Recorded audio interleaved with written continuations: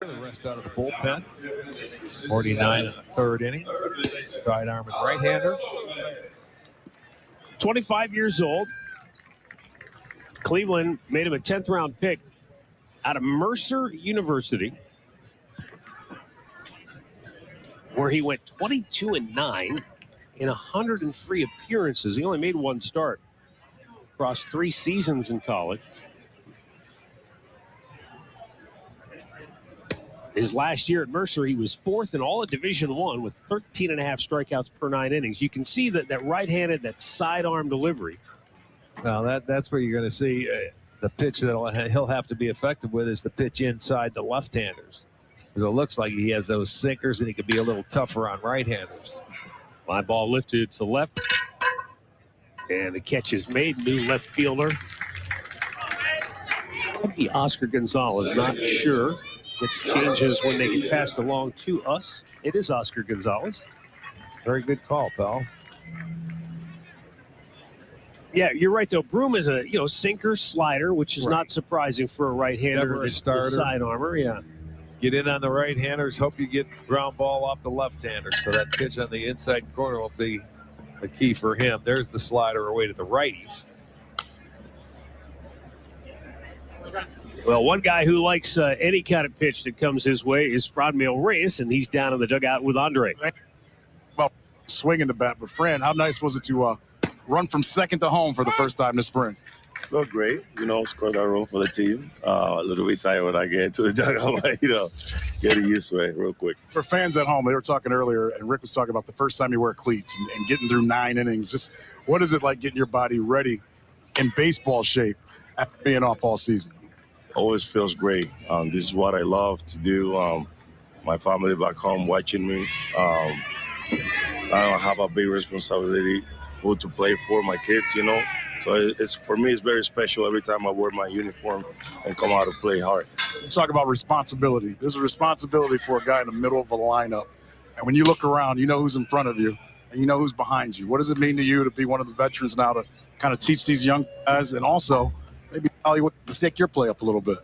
Like I told you guys last season, there's always going to happen that we're not going to be great all the time, but every time those big situations come in for me to do something for the team and I don't execute the play, I feel a little bit bad, but, still working on it. Hopefully this season with the work I have put this offseason, things get better. We've talked about the numbers that you could put up. And I know you don't want to get too caught up in that and too caught up in trying to hit certain numbers, but do you feel like you're at a point in your career where you're ready to up a couple and do a little more than what you've done in the past? Of course, like 100%. I trust myself. I know the team has a lot of trust on me too. This is all I have working for. Every time I'm a guy that always look the numbers too, but I never had a 500 at bat yet. So I don't want to put a limit on myself. Like I want to see how can I do with 600 at bats, and for that I have to be healthy and have the opportunity to play every day. And, the opportunity is there. Obviously, went to Dominica and work hard, then come to Miami. My body feels great. I'm ready to play. Last year DeMarlo went out of his way to say, I'm going to make Franmil play in the outfield. He's too young to just be a DH. I want to keep him in shape, and I want him out there because I don't want guys just to pencil him in as a DH.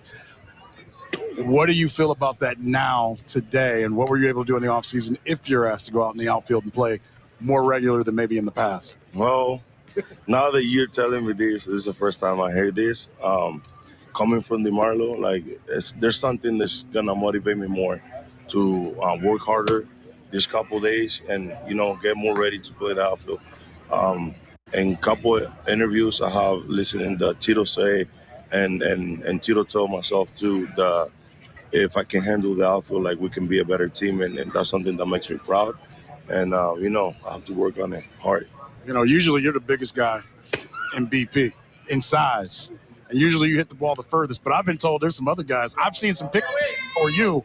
Tell the people at home about some of these younger guys that got some pop in their bat. Who should we be looking out for this last half of this? Obviously, we all saw Bradley Zimmer homers last season. That was really impressive. And like I said, I'm never going to forget about that. But, yeah, there's a lot of young talent that has a lot of power. I know Oscar Gonzalez very well. It's a guy that has a lot of power. Nolan Jones has a lot of power, too.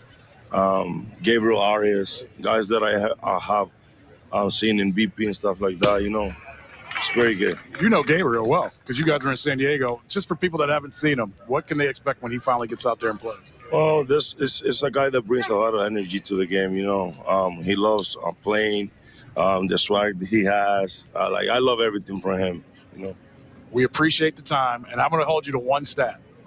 Let's just get you to about 550 at-bats, and then we can talk about numbers. How about that? Oh, yeah. I'm ready for it. Ready for the challenge. See, Rick figured out how to simplify things. Yeah. Let's just get him to 550 at-bats, and we don't got to talk about Everything 50s. else takes care of itself. There Right? you go. We appreciate the time, friend. Thank you, brother. Thanks to Andre and Franmil Reyes. 2 down here in the 5th. Cincinnati leading 2-1. 3-2 count for Joey Votto in his final at bat of the day as Robert Broom delivers. Foul back.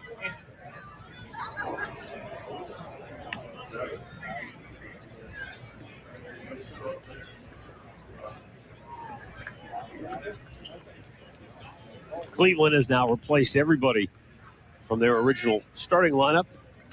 Yeah, and I think it was mission accomplished by Tito, where he was able to give most of his guys 3 ABs. They'll be off tomorrow, I'm sure. Votto drawing a walk, and here are the changes now for Cleveland. Oscar Gonzalez is in left, George Valera in center, Will Benson in right, Ernie Clement at third, Brian Rocchio at short, Jose Tena at second, John Kenzie Noel at first, and Sandy Leon, as we told you before, is now catching. Joey Votto replaced at first base. A pinch runner.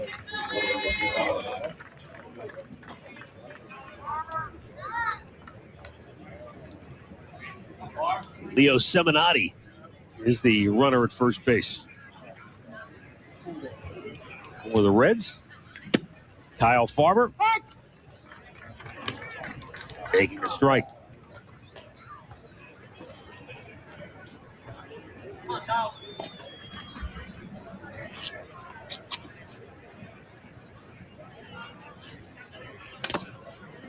Got a foul ball. Robert Broom led the organization last year in the minors with 45 appearances. He also made the first 3 starts of his career. He was used as an opener 3 different times for the Clippers. Oh, the dreaded opener again. How many times are we going to see that this year, I wonder? You know, early in the season, as we talked about before, it could be a possibility if teams don't have all their pitching kind of in order to start the season. That's so true, especially out of the gates. You stay with a 26-man roster. Very true, but you know, that's the one thing it's hard to do is put stress on that bullpen early. The right fielder, Will Benson, makes the catch, and the inning is over. We're halfway through in Goodyear, 2-1 Cincinnati.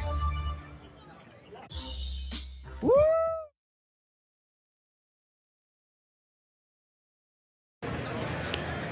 Will be George Valera, then Brian Rocchio, and then Ernie Clement.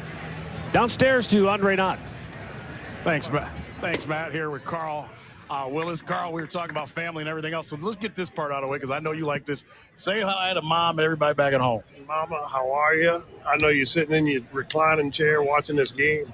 Baseball's back. It's what you've been waiting for. And I'll be home in November, I hope. I like that, November. All right, let's talk about the job you guys have to do over the next 3 weeks, getting this team ready and getting that pitching staff ready. How do you prepare, and how prepared are the guys that we all have seen, and how much does 2020 maybe help you guys? Well, first of all, 2020 has been a huge help. I think the tough part was not being able to communicate with the guys, you know, from December 1st, really up until about 10 days ago. But trusting that they followed the programs we sent out and did their work. And I think they have. But, there's a little bit of discomfort when you haven't been around them and they're coming in. We're getting into games quickly, and these guys are competitors. They want to compete. So we're trying our best to get guys ready as quickly as possible, but also as safely as possible. And, we're looking at some different equations, if you will, to try to make sure that once the season starts April 7th, that we feel like we're in a good place to get innings covered, have put ourselves in a great position to win, and continue to build guys out, and then it will become a more traditional look. Let's talk about tradition. Most traditionalists hear the word opener and they cringe. Rick, I'm talking about you. But you're going to have to probably do some stuff like that early on, yes? Well, we may. I mean, again, we have each of us on the pitching side and obviously in the front office, guys are brainstorming with different ideas. And, again, it's like an equation how we can, get these guys in the games safely and let them compete and build them up to the best that they can be. So, you may see that more than we traditionally or normally would do it. But we're kind of filling it out, too, as we go, but we're getting a plan put together. Shane Bieber started off hot last year. Then he has the injury, and most people were saying, why bring him back in September? How important was it to bring him back in September, especially after what's happened over the last few months? And where is he at just when you see him? Well, I think it was hugely important, if for nothing else, just his mental off season to be able to go back out a couple of times and compete and prove to himself that, okay, I can compete at this level and I may not even be where I'm going to be, when the season begins next year. He had his first live BP today. Very encouraging. The most important thing is that he feels great. He really feels good. And again, we're being careful with everybody, and particularly we have to be careful with Shane. But he's in a really good place and continuing to build up. Your bullpen, it's been a strength of this team, and I know every year it's different because of the different guys. But a lot of youth. Hopefully we can get this in here. If this can drop for us, I'll wait. I won't do it. It did drop for us. Good job, Ernie. Maybe. Just where the bullpen is at. It's got a lot of youth, but obviously you got Clase, and you can start from the back end. It's usually how they like to build a bullpen, right? No doubt. Clase had a phenomenal year last year. We've got big arms back there with Karinchak, Anthony Gose, Trevor Stephan, came over to us last year as a Rule 5, stuck the entire year, learned a lot about himself and how he can compete at this level. I think the part we're missing, if you will, potentially is a veteran piece, a guy that can kind of keep our guys grounded a little bit when things go sideways, as they can on occasion. But the potential of our bullpen, I think, is the ceiling is as high as any young bullpen in baseball. All right, before we get out of here, I got to ask you about your North Carolina Tar Heels. At least they beat Duke in that last game, is what I would say to you. Well, that was the biggest win aside from national championship victories. Big win yesterday over Marquette. Mm-hmm. And along that line, this next young man that's getting ready to take the mound for us, Brett Daniels, from Fuquay-Varina, North Carolina, and a North Carolina Tar Heel himself. So I'm excited to see him. Wait, where is he from again? Give me that. Fuquay-Varina. Fuquay. I heard, you guys got to hear this. I heard when the guys were locked out, they were saying, Carl, what are you going to do? I heard you were going around to go to high school ball games in March in North Carolina because you never got to do it before. I was here in February, Andre. I wasn't locked out, so I didn't get to see any high school baseball. But you were willing to. Oh, I would have, but I was here seeing our minor league guys and some of these kids that are pitching today. It was good for us to be around. We haven't seen our minor leaguers in a couple of years, due to COVID. So it was really exciting to see some of these younger guys and put a name with, or a face with some of the things we've been hearing about. Carl, we always love seeing you. Take the old guy down there that's got two shoes on for once for us, all right? Hey, he's doing great. He called the first ground ball double play one pitch before it happened. He is back to midseason form already. I love it, Carl. We appreciate it always. Good seeing you, man. All right, Andre, thanks. All right, let's go back up to Matt and Rick. Thanks, Andre, and thanks to Carl Willis. Talking about those young pitchers. Tanner Tully was exciting to watch today. Ground ball by the first baseman into right field. Ernie Clement tying run around third. Mike Sarbaugh going to wave him home. Throw goes to second. Clement will score. We're tied at 2. The Guardians with some two-out magic here in the 5th. Back-to-back hits by Ernie Clement and Richie Palacios. He's another exciting young player to remember. Well, he finds that hole with Clement taking off, and he was going to go to third easily, but it was bobbled out in right field. And the next thing you know, this is where you got to be careful because he's waved home there by Mike Sarbaugh, but he's able to get there. And that's something you don't expect first to third on your first go round.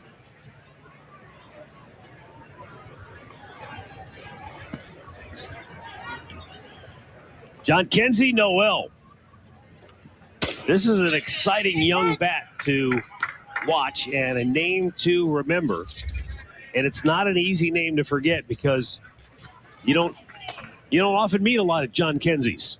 No, sir. But I tell you what, he's a big personality. He's a lot of fun to be around. And Rick, he's got the potential. And I know that's that word that sometimes you bristle at, but he's got the potential to be a really special player.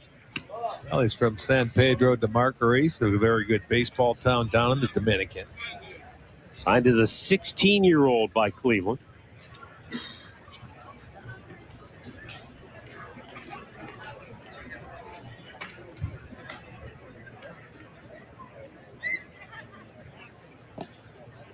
Snap throw to first, Richie Palacios. And Palacios, another one of those young players that's really exciting. Palacios, born in Brooklyn, went to Towson. Getting a chance to show his stuff here at a big league camp setting. Noel is the kind of guy who they call him a real masher. He's 6'3", close to 250 pounds. And James Harris, who's the president of player development for Cleveland, says he hits the ball harder than just about anyone in our entire system. Well, he's slightly open, but look at he's got that left foot out front, but he's sitting square to the pitcher, and he's looking to explode on the baseball. It fouled on the right side, out of play.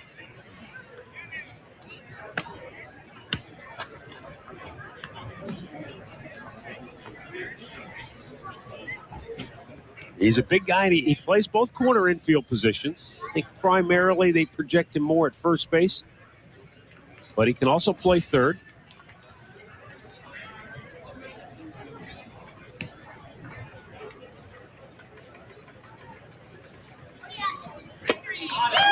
Breaking ball got him. Throw to first. Ends the inning. The Guardians tie the game on back-to-back two-out hits here in the fifth. New car inventory.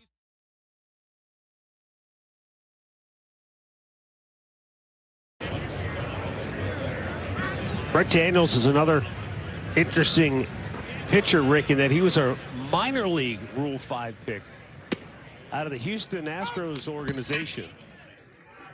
So Cleveland, the Guardian staff, they're still getting to know him. He's got a wide array of pitches like a lot of the guys we've seen today. Rob Cerfolio telling us, when we asked him about his repertoire, he said kitchen sink. Fastball, slider, curveball, changeup, he'll cut it.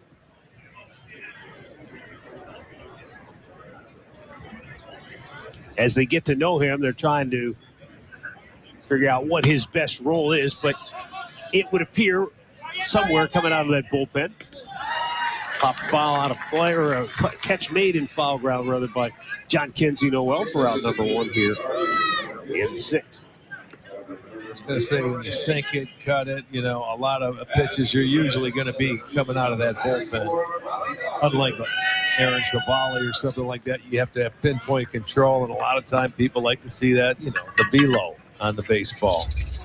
He was with Houston, as I mentioned last year, in their system. He got to as high as Double-A level.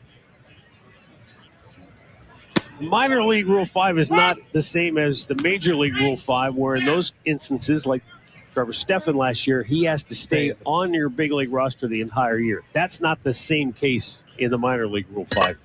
Probably less money, too.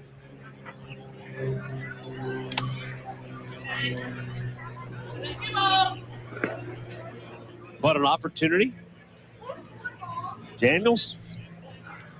Yeah, sometimes when you get down in that Minor League Rule 5 draft, a change of scenery can do some players good. You know, when you came up and you get into it, you figure you're not going to get an opportunity in the situation you're at. It's nice to move on.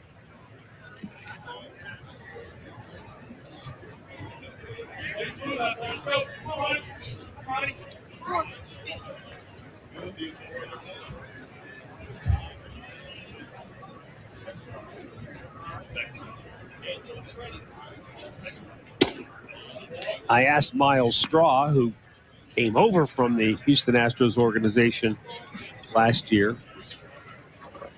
if he noticed any similarities between the two organizations.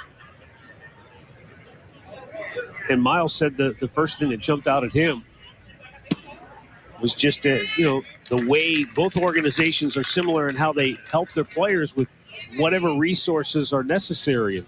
The communication level,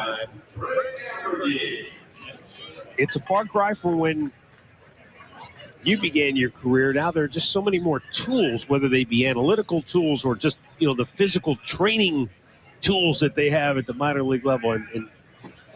And Miles just feels like that's one similarity that he said, it's on you as a player. If you don't do it, it's not their fault. Yeah, right. Well, they try to put you in the best situation to succeed. And I mean, not every organization can do that or does that, let's say. It's, they're going if they want you for a reason, they're going to give you that opportunity and give you every resource available to get to that point.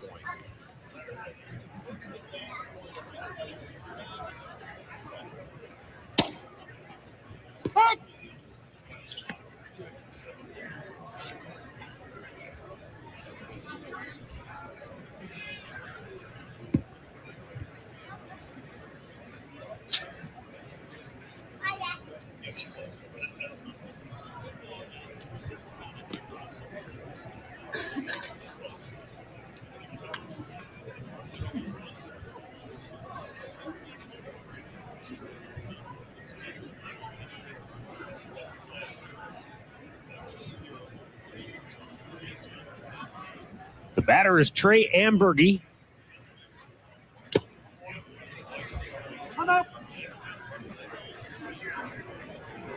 Amburgey, 6'3", 15, 27 years old.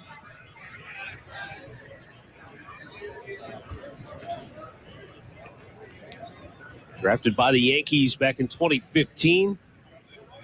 Made his big league debut last year in just 2 games, went 0 for 4. Lifted to right. Back goes Will Benson, makes the catch shy of the track. 2 down.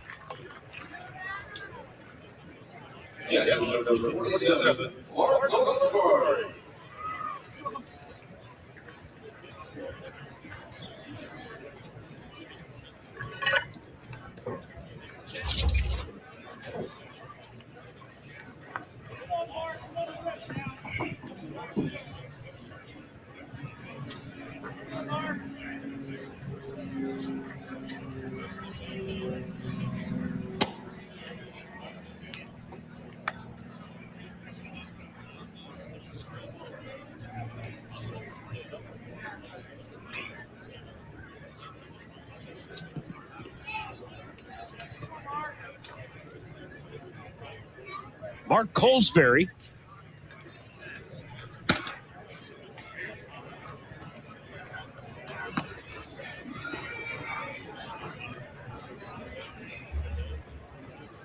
Seventh round pick 5 years ago by Cincinnati.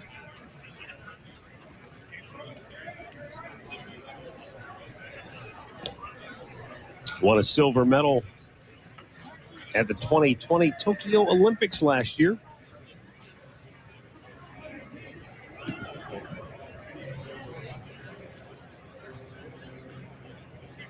Teammate of Anthony Gose. There goes the runner. And a throw not in time. Jose Tena couldn't come up with it, but it was not going to get there anyway. Yeah, you take the chance with 2 outs, even though stealing a base, get yourself in scoring position. Maybe a single can score you a run here. Swing and a miss. Have a chance to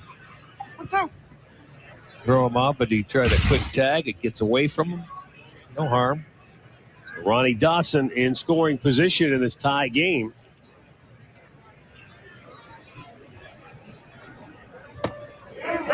And Colesbury goes down swinging to end the inning. Midway through the sixth, tied at 2. Imagine yourself in a Cincinnati, and the first hitter he will face will be Will Benson. #1 pick for the Indians a while ago.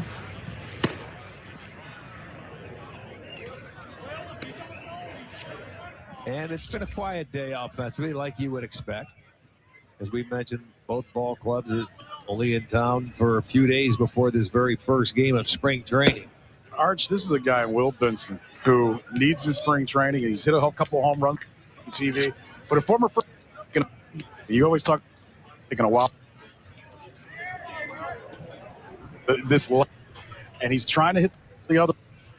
Great power, but what's the next step when you've struck out as much as he has in the past? Well, you know, the tough thing for a lot of these young kids in the last couple of years have been playing baseball in the minor leagues, you know, where it's been a little messed up, and they've got it's really been hard. It's tough because you can't improve if you're not playing. And he hasn't had the opportunity. You're right. He's one of those guys that's lost really almost a year and a half. You know, unless you play winter ball, unless you do things. And I mean, when you're taking away at-bats, and if these kids at the minor league level cannot get the 500 at-bats that maybe they normally would, it really it hampers your situation to improve every year.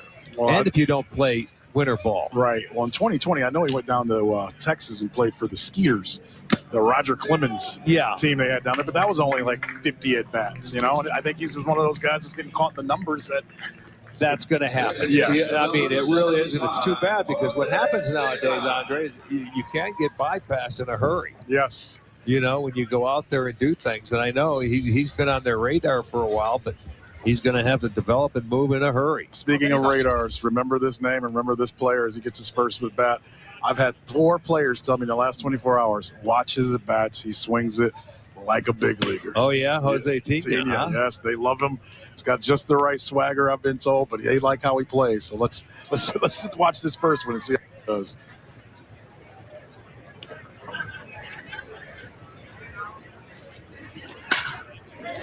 Nice quick swing. And I think, usually he's got the quick swing, but you just said it about so many of these guys, and I'm glad you brought it up because of what's happened in the last 2 years. And, you know, Carl talked about it a little bit with me when he was with us. There's just so many questions about these younger guys because they haven't gotten what most big leaguers have gotten over the last 20, 30, heck, since baseball started, right? That's true. And, you know, they're going to be called, you know, in situations like this, but can they – the one thing about bringing a young kid to the big leagues, and if he's not going to play every day, he's missing out on his, you know, getting better, not getting at-bats. How many times do we say it for a young kid? Can he come up like Yu Chang? Right. Can you just come up and sit on the bench? Well, Chang did a little something different last year, and he improved. Well, Chang took off last year when he got some regular at-bats in the second half of the season. But you look at it's, you know, from April through almost June or All-Star break, he was not having success. Then when he got some regular at-bats, and I give DeMarlo Hill a lot of credit for how he dealt with and got us through things last year.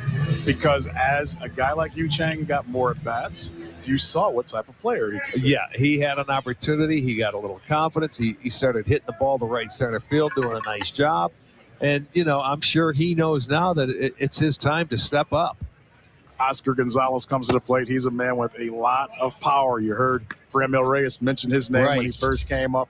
He is a guy to watch because of the power in that bat. But you know what comes along with that when young power hitters are. Swings and misses. But that's the nature of the game now.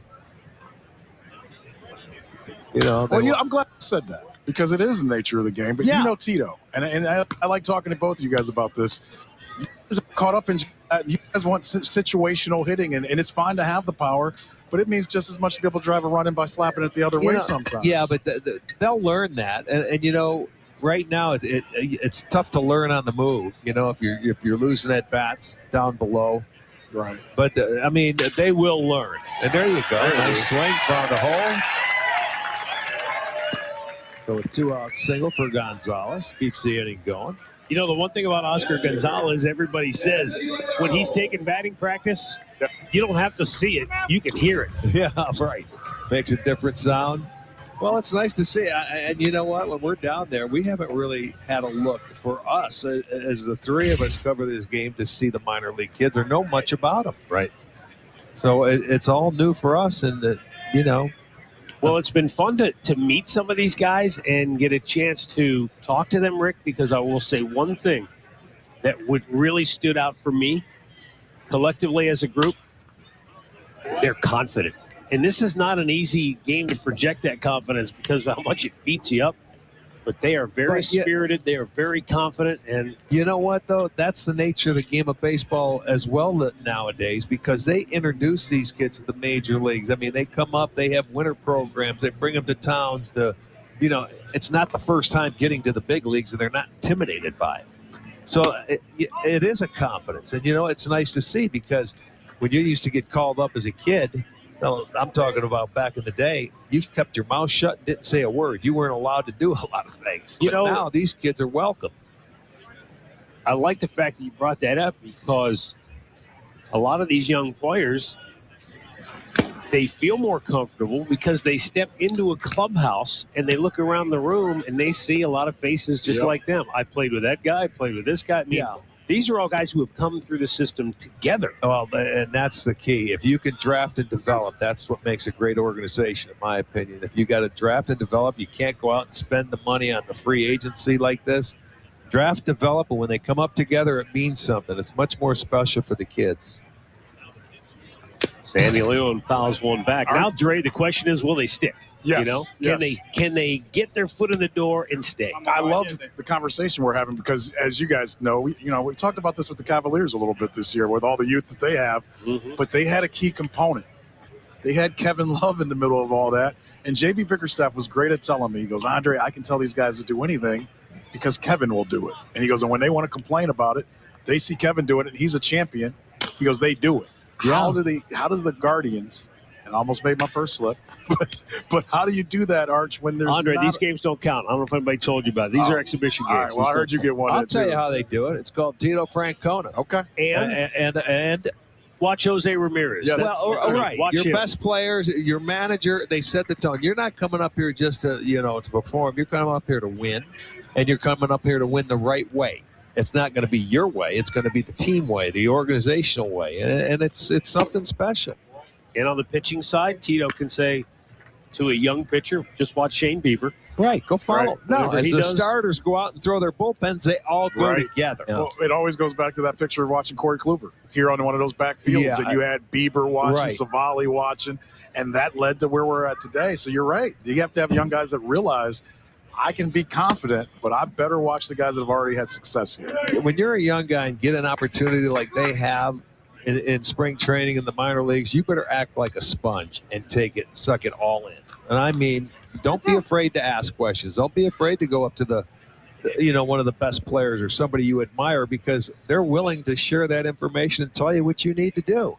And if you hear it from a player, it's easier to put into play than a coach. Right. Sandy Leon, a swing and a miss, strikes out to end the inning. 6 complete from Goodyear. It's the Cleveland Guardians 2 and the Cincinnati Reds 2.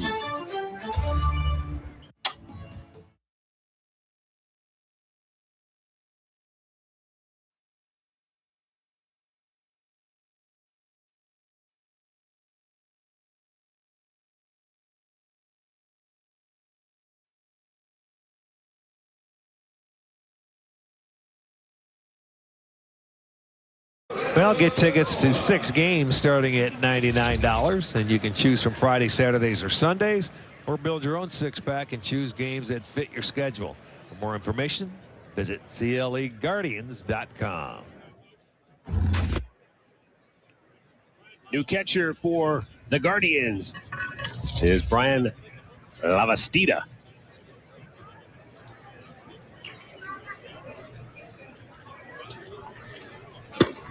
Brett Daniels stays on for a second inning of relief work. Lorenzo Cedrola leading off for Cincinnati.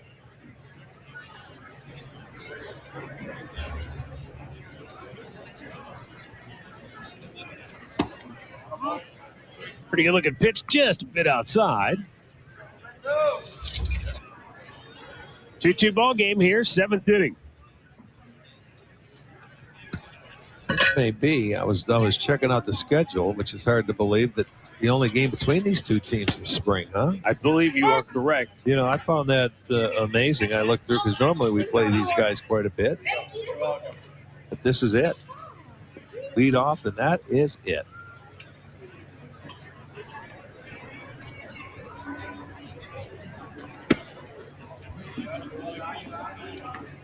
Now it's 3-1.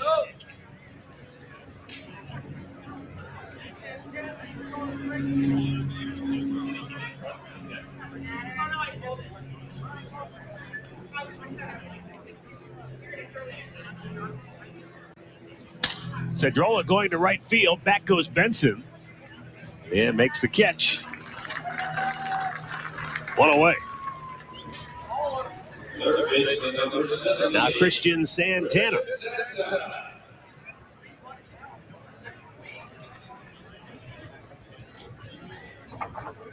Seems like baseball has a Santana on every team, doesn't it? Does feel that way sometimes. Yes, it does.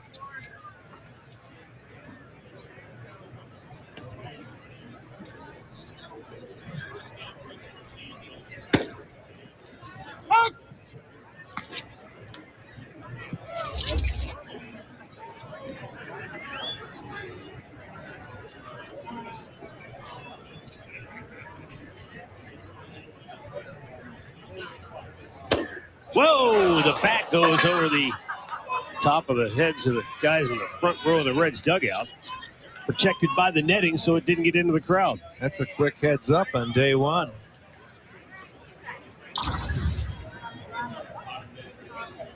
Boy, that's pretty good bat throw there for day one.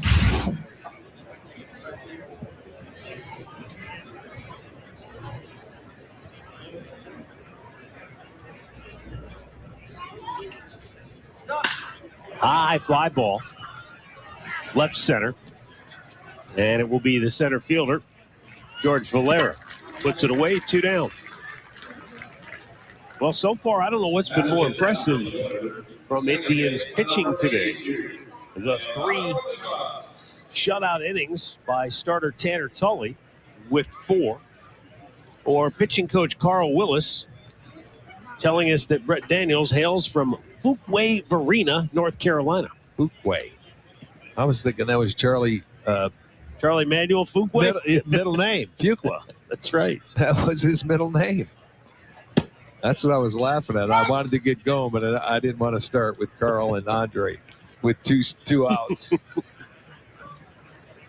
He's a beauty.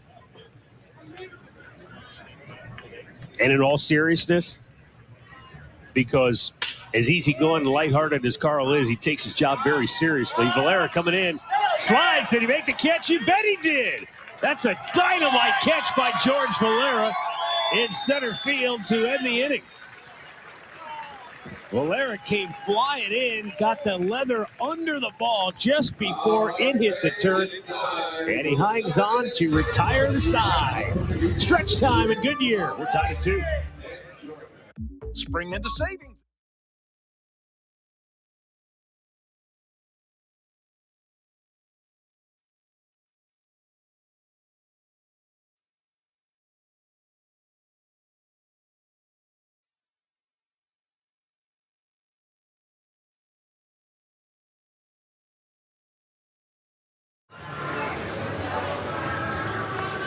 Bottom of the 7th, tied at 2 in the Cactus League opener for Cleveland and Cincinnati today.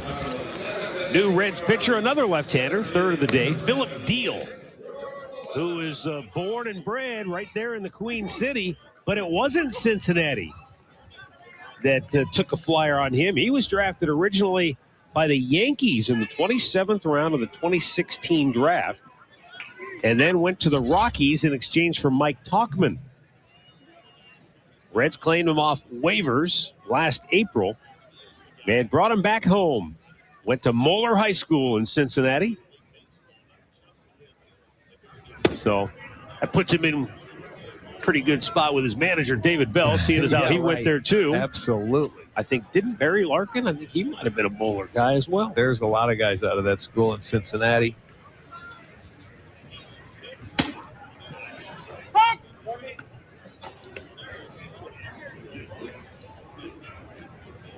Ken Griffey Jr. also went to bowl, of course. So George Valera. Watch his batting stance and his approach. Does it look familiar? What, with that little cock of his bat that goes down? He went to a hitting program or hitting school that was run by the father of Robinson Cano. There you go. That's right. Does have a little similarity to it, right? You know, Uh-huh. when you watch him. Cano was open a little bit, though. Let's see this. I'm going to look at his feet.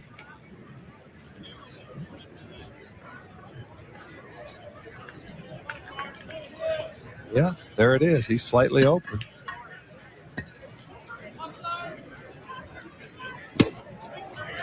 Swing and a miss, struck him out.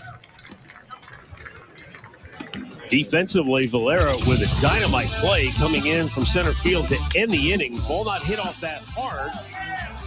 Yeah, he came in. That's a nice catch. Without a doubt. I mean, you get fooled out here when one of those the bloops go in because you expect the ball to carry, and he takes a big swing on the baseball, but was able to cover the ground and catch it and get out of the inning. Now Brian Rocchio.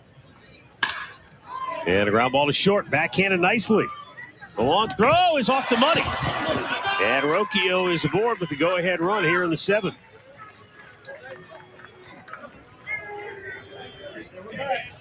See, those are going to be the tough plays early in camp down here.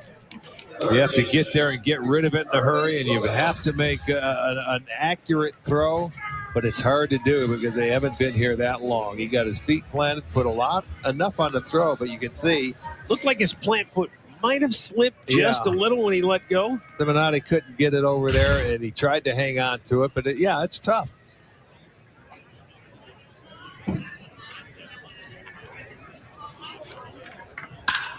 There's a line drive and a base hit in the left field by Ernie Clement.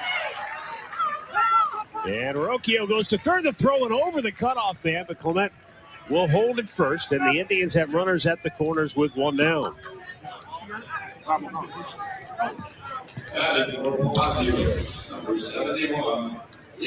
So Ernie Clement. He gets his, second straight hit.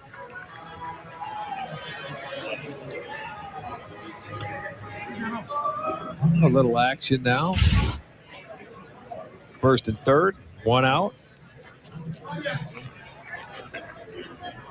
Here is Richie Palacios. Oh no, Gabriel Arias has now taken over the DH spot. Palacios drove in a run with an RBI hit in the fifth. So Tito getting everybody an opportunity to get into the action today. And that's, also one of the challenges for Terry Francona and company. You have that many infielders. They can't all play out there at the same time. Exactly. So use the DH spot. You have to find ways to get at bats for a lot of these guys that are, trying to open some eyes and even make that club. Arias came over from the Padres along with Cal Quantrill and Josh Naylor, part of that big package for Mike Clevenger in August of 2020. And this kid,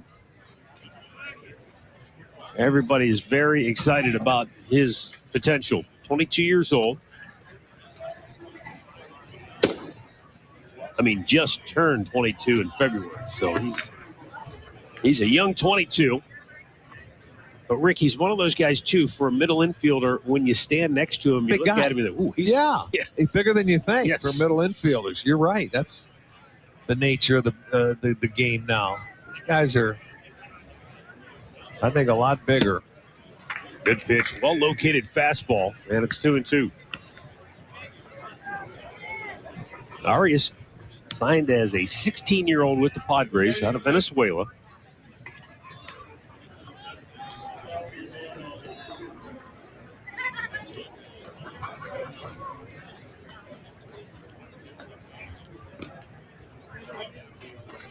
his last manager, when he was with the Padres, had a great quote. He said he's a very athletic kid who has a nose for the baseball. You always hear that in football, nose for the ball, right? Right. Well, this kid can do it in baseball. And that's good when you're a shortstop because that's where most of the action is. Line drive, base hit, left field. Guardians take the lead. Scoring is Rocchio. And Ernie Clement stops at second. And Gabriel Arias delivers the tie-breaking hit here in the 7th inning. Stayed back nicely on the baseball, put a good swing on it, on something down in the zone. It's a line drive to left. Yeah, breaking ball. Maybe he had it middle of the plate, but he kept his hands back beautifully. And now here is John Kenzie Noel.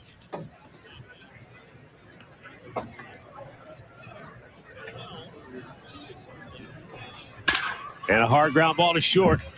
Farmer goes to second for one, on to first. It's an inning-ending double play.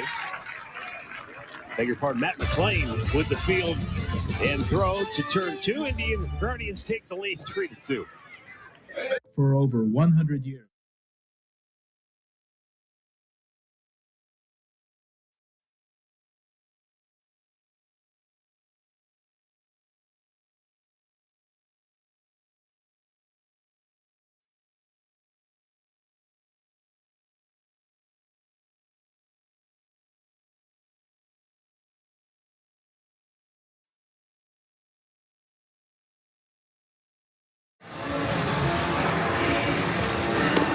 Well, we are now in the 8th inning, and the Guardians are on top 3-2. Right-handed pitcher Aaron Pinto coming on. Pinto out of Stony Brook, New York.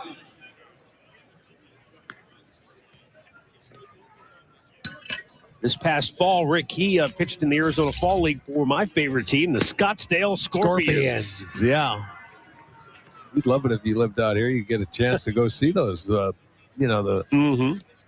Arizona Fall League. So Pinto is a fastball slider combo, and they feel like that slider is a pitch that could be a separator for him. And we'll see how he fares here in the 8th inning against Cincinnati's 2, 3, 4 hitters. Seminati, McLean will be 1 and 2 here for Cincinnati in the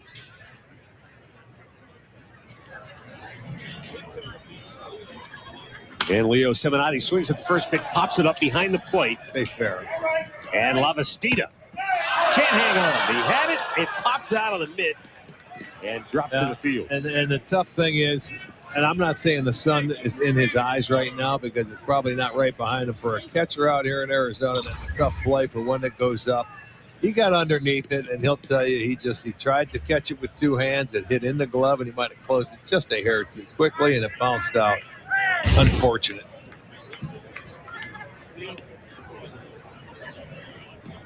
I bet Sandy hasn't had the chance to have these guys out there for the catching drills where he gets the gun and shoots them all up there in the high sky.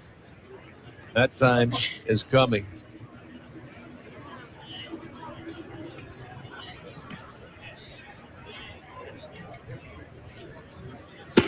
We're going to miss. High fastball at 92. You want to stay up there and try it one more time.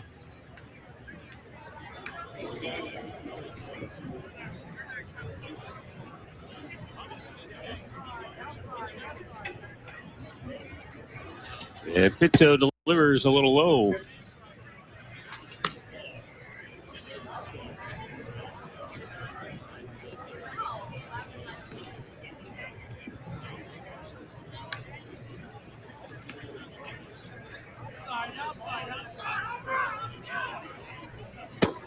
Swing and a miss, struck him out. Seminati retired for out number 1. And now Matt McLean. Shortstop, Matt McLean.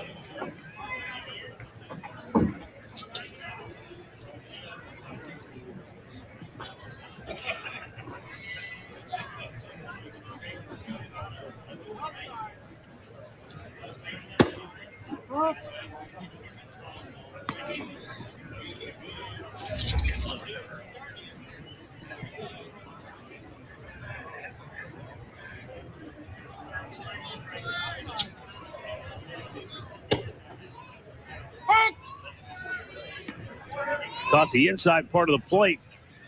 1 ball, 1 strike.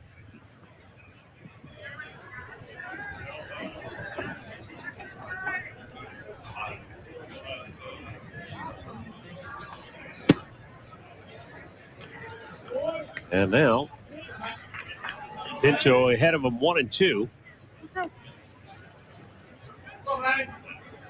Matt McLean was a first-round pick of Cincinnati just 1 year ago. 17th overall selection.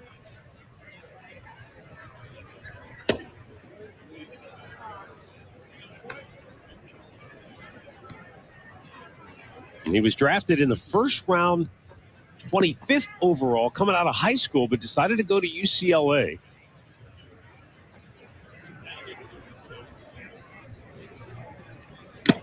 Swing and a miss, went up the ladder, and back-to-back strikeouts for Aaron Pinto here in inning number 8.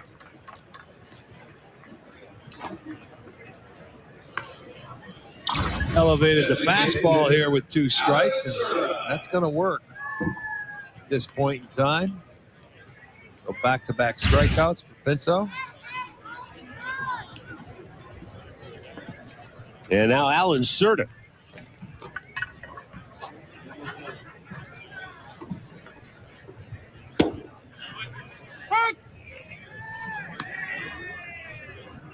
Tell you what, for game 1 right out of the chute, Aaron Pinto seems to have a pretty good feel for what he's doing out there, changing speeds, changing the eye level.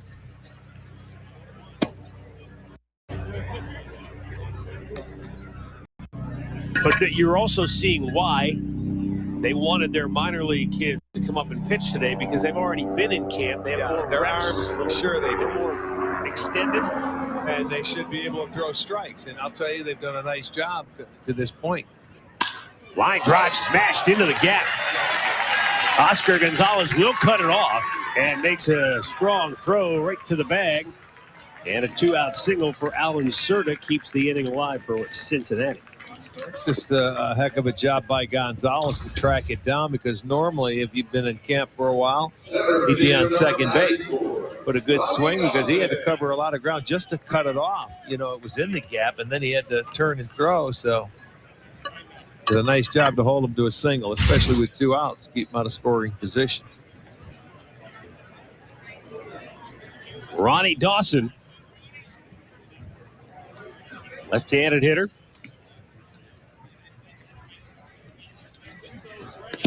Ball's in the dirt, gets away from Lavastida, down to second. Goes Cerda. A wild pitch.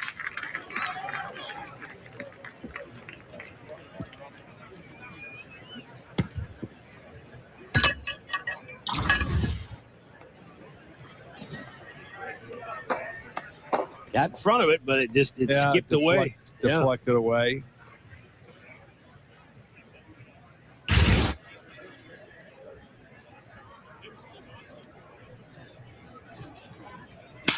And that's fouled back. Ronnie Dawson was born just outside of Columbus in Grove City, Ohio.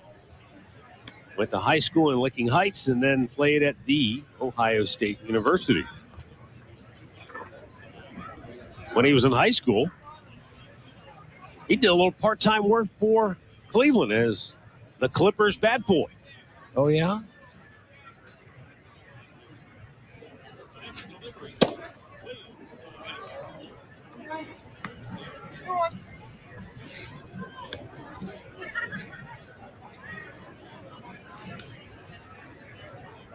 Tell you what, his credentials at Ohio State were pretty impressive. Think about Buckeyes have produced some pretty good players over the years. Now low, 3 balls and a strike. He was the first player in Ohio State history to get at least 40 doubles. He had 50. 20 homers, he had 24, and 40 stolen bases, 47 in his career. It's pretty impressive no matter where you play. Now 3-1, and that's hit to left. But it is caught by Gonzalez to end the inning. Halfway through the 8th, it's the Guardians 3 and the Reds 2. New car inventories are tight.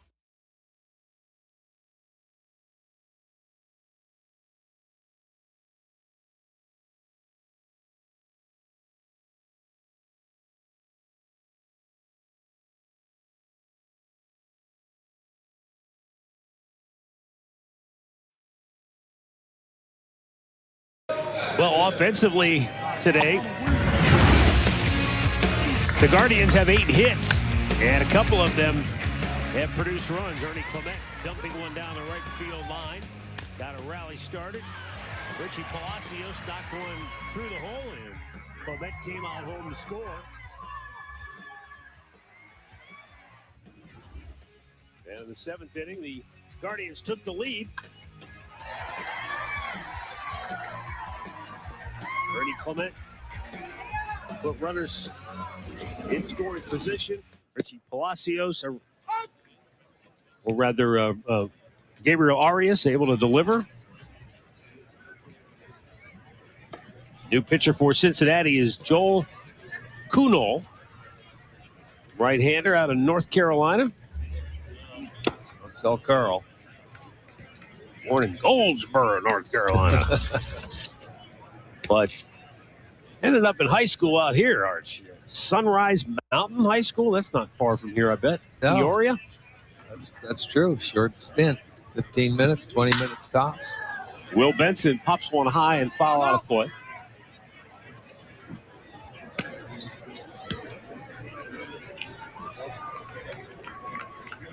Will Benson is a specimen. 6'5", 225. He's still just 23 years old. First round pick, 14th overall, back in 2016 out of high school down in Atlanta.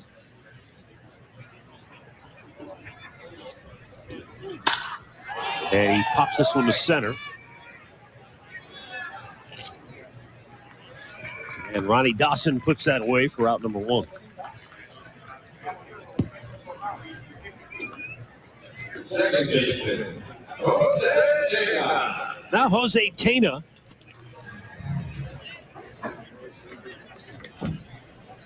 Wonder if Uncle Juan is watching today. It's Uncle Juan Uribe. Not yet. Not the first game of spring. He's going to let him get his feet wet. And a chopper to first. Rio Seminati making the play unassisted for out number 2. Oscar Gonzalez. Now Oscar Gonzalez.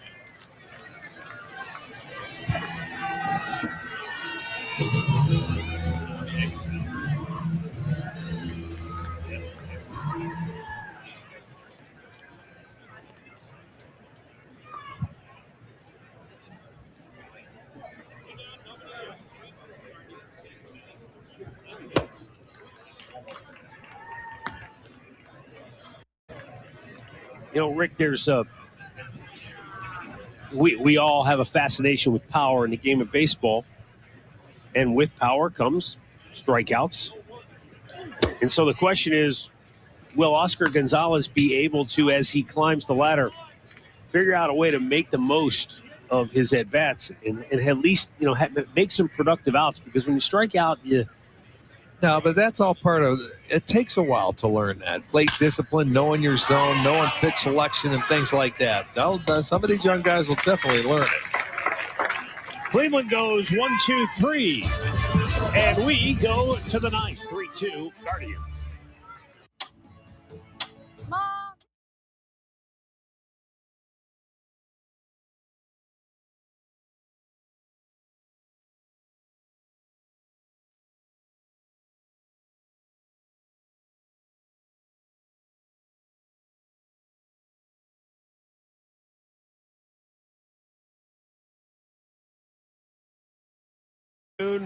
In Goodyear, Arizona. The Cactus League opener between Cleveland and Cincinnati. We were scoreless through 3. Reds struck first with a pair in the 4th. On a 2-run double by Nick Senzel. Guardians came back with 1 in the 4th, a 2-out RBI double by Yu Chang, and then 2-out RBI hit in the 5th by Richie Palacios, and took the lead with an RBI hit by Palacios in the 7th, or by Gabriel Arias, rather, in that 7th inning. It's nice to come out and watch a ball game today, wasn't it? Yeah, the sunshine. Nice to be back. Grass, it sure is. Meanwhile, Aaron Pinto on for a second inning of relief, trying to close this out. He needs 3 outs.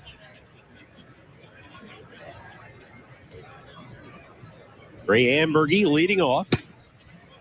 The latter swinging a miss.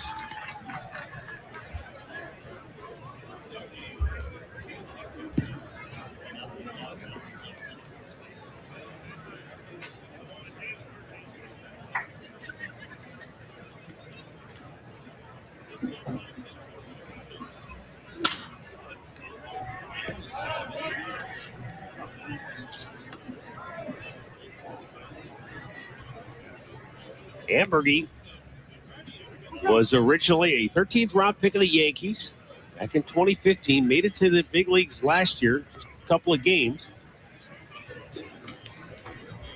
And then the Reds signed him to a minor league deal with an invite to big league camp. Room service hot for Ernie Clement. Perfect throw on the money, 1 down.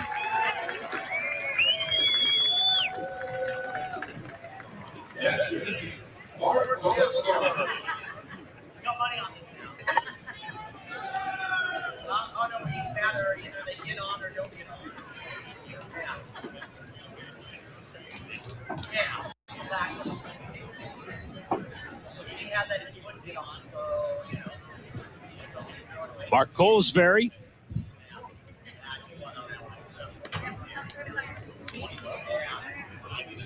Cincinnati's catcher swings at the first pitch in the hole. Cut off by Clement. Boogie whips the throw on the money. He's in midseason form right out of the gate today in Goodyear. How about, hey, you forget how many nice plays he made at third base last year throughout the course of the year. But that first day, he gets up and the buggy whips it over there. I mean, right on the money. Very nice. Look at that. Makes it look easy, doesn't he? You know, Rick, I said to him, there was a time where if you referred to a guy as a utility man, took it as a slight, as an insult. Yeah. The buzzword now is versatile, and he is truly a versatile player in that wherever you put him, I like him fundamentally over sound. Defensively, he's very good over at third base. And offensively, he might have made the play of the year last year. knows who he is, too, as a player. Offensively, defensively.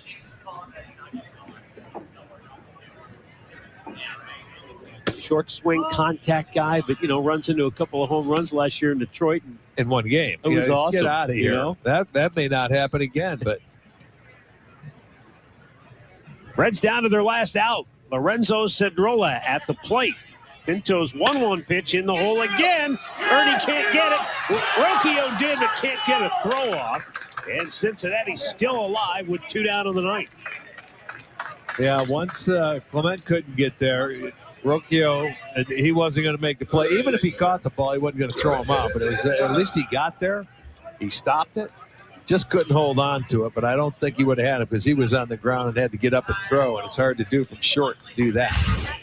So Cincinnati stayed alive. And with 2 down, Christian Santana, the batter.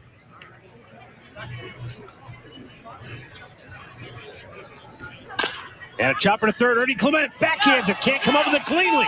Barehand throw. Got him! What a sensational play